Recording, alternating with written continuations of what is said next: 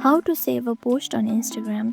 Today I'll show you how to save a post on Instagram so you can easily find it later, whether it's a photo, video or reel you love. Let's get started. First open Instagram and scroll through your feed or explore page until you find a post you want to keep. Let's say scroll to explore page. Let's say you like this t-shirt right here. Now you want to save it. Simply tap on this bookmark icon at the bottom right of the post. Tap it once.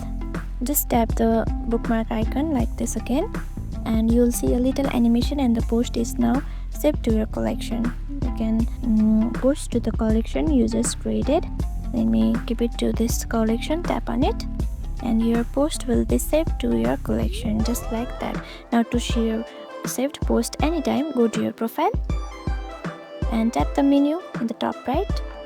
Here select the saved,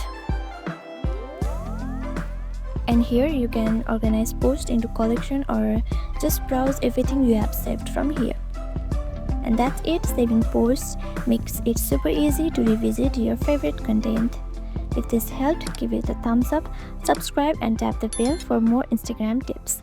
Thanks for watching.